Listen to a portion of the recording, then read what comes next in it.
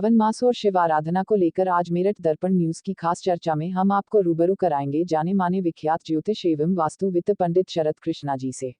आज पंडित जी से हम जानेंगे कि सावन मास कब से शुरू होगा, महाशिवरात्रि कब है, सावन मास में शिव पूजा का क्या महत्व है, रुद्राभिषेक और रुद्राक्ष के क्या महत्व है, घरों में रखे जाने वाले शिवलिंग का आकार और प्रकार क्या होना चाहिए। पंडित नमस्कार। नमस्कार। मेरठ दर्पण न्यूज में आपका बहुत बहुत स्वागत है। बहुत बहुत धन्यवाद।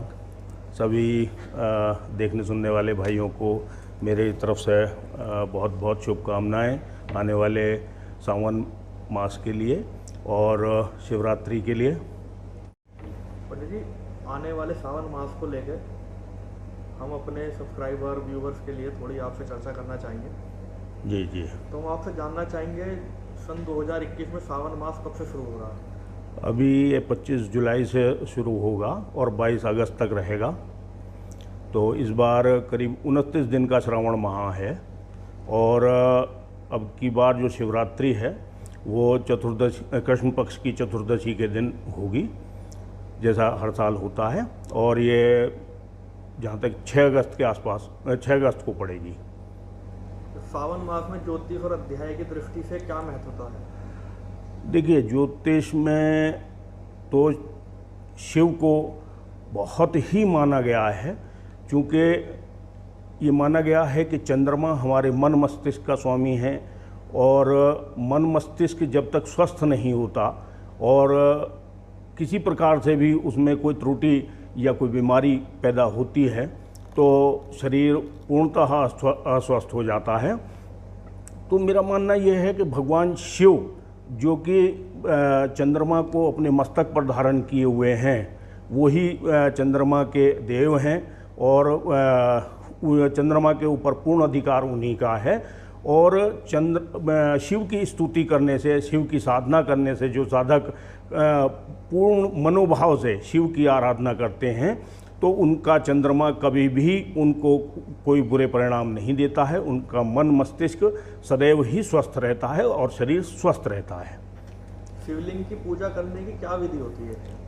देखिए, शिवलिंग को कई बार कुछ अज्ञानतावश लोग केवल लिंग की पूजा करते हैं, तो वैसा करना ठीक नहीं है, चूँकि शिव और आदि शक्ति ये दोनों ही शिव के अंश हैं। शिव ने स्वयं शक्ति की उत्पत्ति की और नीचे जो बेस बना होता है लिंग के, उसको योनि माना जाता है। ऊपर जो है वो शिव का लिंग है। लिंग शिव का अर्थ है कि परम कल्याणकारी और लिंग का अर्थ है सृजन। तो इस विश्व की जो उत्पत्ति हुई है वो शिव से हुई है।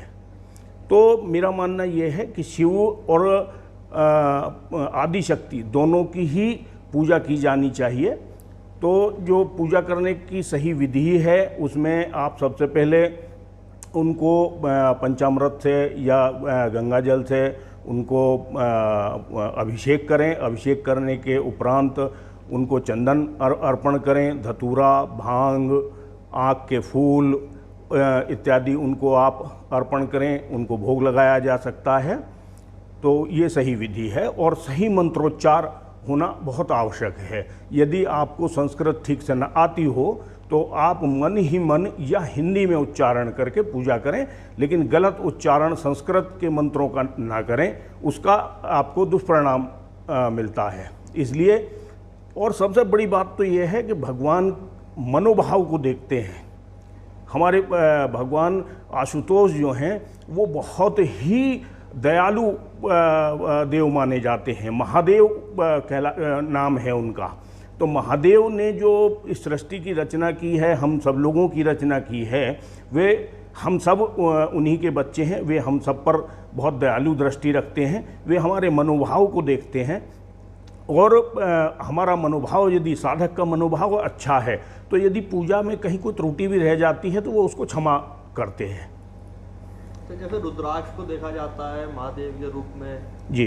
तो रुद्राक्ष का क्या महत्व होता है और क्या इसके कितने मुखी हैं, क्या तात्पर्य होता है? देखिए, रुद्राक्ष शब्द जो है ये दो शब्दों से मिलकर बना है, रुद्र और अक्ष। रुद्र का अर्थ है शंकर भगवान शिव, है ना, और अक्ष का मतलब है अश्रु। तो ये दो शब्दों से मिलकर बना है। ये शिव के अश्रु जब गिरे पृथ्वी पर तो इसने रुद्राक्ष के वृक्ष की उत्पत्ति की, और रुद्राक्ष के वृक्ष के ऊपर जो फल लगता है वही रुद्राक्ष के रूप में हम सब लोगों को मिलता है। रुद्राक्ष बहुत प्रकार के होते हैं, 1 से लेकर 21 मुखी तक रुद्राक्ष होते हैं, और रुद्राक्ष को धारण करने से यह मान्यता है हिंदुओं में। आपने देखा होगा बहुत से साधु लोग बहुत रुद्राक्ष पहने हुए होते हैं, हिंदू लोग अधिकतर रुद्राक्ष पहने हुए होते हैं। तो रुद्राक्ष की अपनी बहुत महिमा है, और रुद्राक्ष को धारण करने से शरीर पे शिव हमारे बहुत करीब होते हैं, हमारी आत्मा उनके बहुत करीब होती है। तो इसको बहुत ही अच्छा माना गया है हिंदू संस्कृति में, इसलिए रुद्राक्ष को हम सभी लोग धारण भी करते हैं और उसकी पूजा भी करते हैं। तो आम मानस को कौन से मुखी का रुद्राक्ष धारण करना चाहिए, या ये राशि के हिसाब से होते हैं, इनका क्या महत्व होता है? नहीं, देखिए, असल बात यह है कि रुद्राक्ष 1 से लेके 21 मुखी तक के होते हैं, और जिस ग्रह पीड़ा से हमें मुक्ति पानी हो उतने उसके संबंधित रुद्राक्ष को हम धारण करते हैं।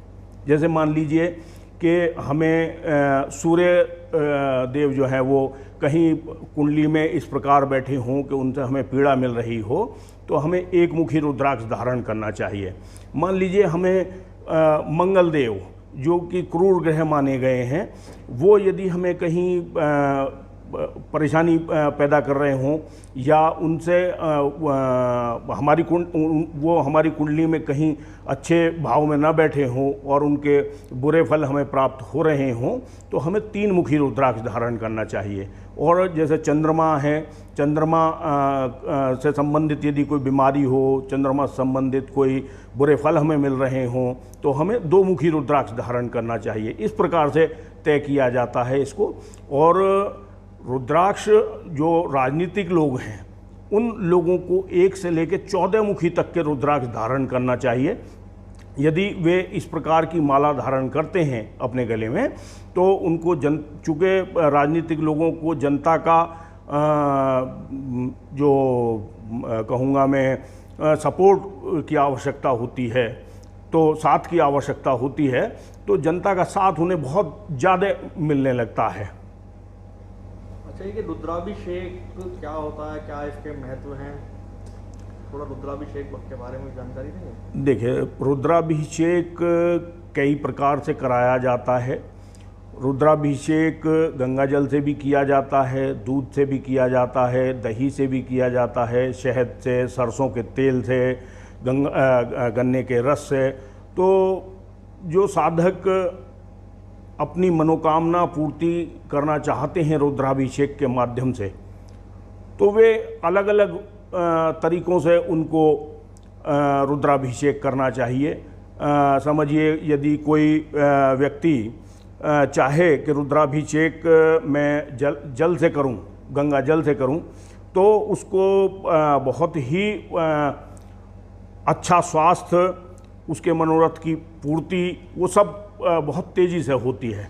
और समझिए, यदि कोई व्यक्ति शत्रुओं से बहुत ज़्यादा पीड़ित हो रहा हो, तो शनिवार के दिन उसको किसी सिद्धपीठ शिवलिंग पर जाकर सरसों के तेल से रुद्राभिषेक कराना चाहिए। ऐसा माना जाता है कि यदि हम सरसों के तेल से रुद्राभिषेक करते हैं और जिस शत्रु के विषय में हम अपने मन में मनोभाव लेकर रुद्राभिषेक करते हैं, तो उस शत्रु का नाश होता है, उससे हमें मुक्ति प्राप्त होती है। और जैसे कुछ रोग निवारण के लिए रुद्राभिषेक किया जाता है, धन की प्राप्ति के लिए, समृद्धि की प्राप्ति के लिए रुद्राभिषेक किया जाता है। तो अनेक प्रकार के रुद्राभिषेक हैं, और रुद्राभिषेक कराने का कोई ऐसा विशेष समय नहीं है। वैसे सोमवार या श्रावण माह के किसी भी दिन ख़ास तौर से यदि सोमवार, जैसे इस बार श्रावण माह में 4 सोमवार पड़ेंगे, तो यदि हम श्रावण माह के सोमवार के दिन रुद्राभिषेक करें तो वह बहुत ही लाभदायी होता है। और रुद्राभिषेक में जो हमारा यजुर्वेद है, शुक्ल यजुर्वेद से रुद्राध्यायी रुद्र अष्टाध्यायी की उत्पत्ति हुई है, उसमें उसका विवरण मिलता है। तो रुद्रा अष्टाध्यायी में 8 पाठ माने जाते हैं, होते 10 हैं, लेकिन 8 अध्यायों का उसमें जो है पाठ किया जाता है। 9वां पाठ शांति पाठ होता है और 10वां पाठ जो है वो प्रायश्चित का होता है। तो यदि प्रायश्चित का अर्थ है, यदि किसी व्यक्ति को ऐसा लगता हो कि मुझसे कोई गलतियां हुई हैं, किसी की आत्मा को मैंने सताया है, किसी व्यक्ति को सताया है, किसी प्राणी को सताया है, तो उसका प्रायश्चित वो उस समय कर सकता है। और एक चीज़ और मैं सभी लोगों से कहना चाहूँगा कि देखिए, पूजा कोई भी हो, चाहे रुद्राभिषेक हो, चाहे कोई और पूजा हो, वो यदि आप किसी पंडित द्वारा अपने घर में करा रहे हैं, किसी कर्मकांडी ब्राह्मण द्वारा उसको संपादित कराना चाहते हैं, तो किसी योग्य पंडित का ही चुनाव करें ताकि सही ढंग से पूजा हो सके और उसका सही आपको परिणाम प्राप्त हो सके। ये रुद्राभिषेक के बाद हवन कराने का भी कुछ महत्व होता है क्या? जी हाँ, बिल्कुल कराना चाहिए हवन की अपनी एक महत्ता है। हवन के बारे में बहुत से लोग ये सोचते हैं कि रुद्राभिषेक के बाद हवन कराना शायद आवश्यक नहीं होता, लेकिन यदि कराते हैं तो उसके अच्छे ही परिणाम मिलते हैं, अच्छे फल प्राप्त होते हैं, वो जरूर कराना चाहिए। सावन मास में हमारे यहाँ पश्चिम उत्तर प्रदेश से एक बहुत बड़ी यात्रा निकलती है, कांवड़ यात्रा। जी जी। तो कांवड़ यात्रा क्यों निकाली जाती है, क्या इसकी महत्व है, क्या इसकी? नहीं, देखिए, शायद अंकित जी अभी आपको पता नहीं है कि केवल हमारे पश्चिमी उत्तर प्रदेश में ही नहीं, ये देश के विभिन्न भागों में निकाली जाती है, कई सारे प्रदेशों में निकाली जाती है। और केवल हरिद्वार या गोमुख से जल लेकर कांवड़िए नहीं आते हैं, बहुत सारे और जगहों से भी कांवड़िए जल लेकर जल चढ़ाने के लिए, जलाभिषेक करने के लिए भगवान शिव के पास साधना करने के लिए जाते हैं, अपनी मनोकामना सिद्धि के लिए वो जाते हैं। तो मैं कहूँगा कि जो कांवड़िए जल लेकर आते हैं, बहुत मनोभाव से लाते हैं, वो साधक बहुत ही लंबी लंबी यात्राएं पूर्ण करके अनेक कष्टों को झेलते हुए जाते हैं। सरकारें भी उनके लिए बहुत सारी सुविधाएं उपलब्ध कराती हैं, लोग भी जो वहाँ जो स्थानीय निवासी होते हैं वो भी उनके लिए बहुत सारी सुविधाएं देने की कोशिश करते हैं। तो वो कुछ लोग, पश्चिम उत्तर प्रदेश का बहुत ही प्रसिद्ध मंदिर है पुरा महादेव और ओगरनाथ मंदिर, तो ये दोनों को बड़ा सिद्ध पीठ माना जाता है। यहाँ पर लोग जाते हैं जलाभिषेक करने के लिए शिवरात्रि के दिन, लेकिन कुछ लोग वो अपने घर के पास के मंदिरों में भी जाकर जलाभिषेक करते हैं। अच्छा, जैसे अब सावन मास चल रहा है, सब लोग शिव जी की पूजा करते हैं जी। कोविड का टाइम चल रहा है, अधिकतर मंदिरों में कुछ प्रतिबंध लगे हुए हैं, तो क्या हम अपने घरों में भी शिवलिंग रख के उसकी पूजा कर सकते हैं? जी हाँ, बिल्कुल कर सकते हैं, लेकिन आपको मैं एक चीज़ आपके इस प्रश्न पर मैं बता दूं कि घर में हमें केवल नर्मदा नदी से निकले हुए पत्थरों से निर्मित जो शिवलिंग होते हैं, या तो वो और या फिर पारद के शिवलिंग, ये 2 शिवलिंग ही घर में स्थापित करने चाहिए। दूसरे बड़े शिवलिंग घर में स्थापित नहीं किए जाते हैं, चूँकि उनकी प्राण प्रतिष्ठा करनी होती है, प्राण प्रतिष्ठा के बगैर उनको घर में नहीं रखा जा सकता है। और घर में कभी भी किसी शिवलिंग की प्राण प्रतिष्ठा नहीं की जाती, वो मंदिरों में ही होती है, जहाँ तक मेरा ज्ञान है। हो सकता है मैं गलत हूँ, लेकिन जहाँ तक मेरा ज्ञान है, बड़े शिवलिंग को घर में नहीं रखना चाहिए। और ऐसा माना गया है, शास्त्रों में भी कहा गया है कि हमारे अंगूठे का ऊपर का जो पोरवा है, इस पोरवे से बड़े शिवलिंग घर में नहीं रखने चाहिए। तो पंडित जी, सावन के मास के बारे में आपने हमें बहुत जानकारी दी। इसके अलावा अगर आप और हमारे कुछ व्यूअर्स को कुछ बताना चाहें अपने बारे में। देखिए अंकित जी, पहले तो मैं आपका बहुत धन्यवाद करता हूं कि आपने मेरे लिए समय निकाला है। अब मैं अपने सुनने और देखने वालों को, अपने फॉलोअर्स को बताना चाहूँगा कि जो रुद्राक्ष है इसकी महिमा शास्त्रों में बेहद है। उसका वर्णन शब्दों में कर पाना ही बहुत मुश्किल है। यदि बहुत सारे लोग आजकल कन्याओं के विवाह को लेकर बड़े परेशान रहते हैं, अवांछित रूप से विलंब होता चला जाता है अच्छे वर की तलाश में। यदि इस प्रकार का कोई मामला है और किसी को इसका उपाय करना है तो उन लोगों को गौरी शंकर रुद्राक्ष की पूजा करके, उसको अभिमंत्रित करके सोमवार के दिन उसको शुक्ल पक्ष में धारण करना चाहिए। उसके बहुत शुभ परिणाम मिलते हैं। बहुत से लोगों को विवाह उपरांत संतान उत्पत्ति में बड़ी विलंब हो जाता है। वो लोग बड़े परेशान रहते हैं किन्हीं रोगों के कारण या किन्हीं वजहों से संतान प्राप्ति में उन्हें दिक्कत आती है, तो ऐसे लोगों को गर्भ गौरी रुद्राक्ष धारण करना चाहिए। लेकिन मैं आपसे फिर कहूँगा कि आप कोई भी रुद्राक्ष, कोई भी रत्न, कोई भी चीज़ जो धारण करते हैं उसका संपूर्ण रूप से अभिमंत्रण होना बहुत आवश्यक है। यदि कोई नग आप धारण कर रहे हैं, कोई पत्थर धारण कर रहे हैं, तो पत्थर वो तब तक रत्न नहीं बनता जब तक कि वो अभिमंत्रित ना हो जाए।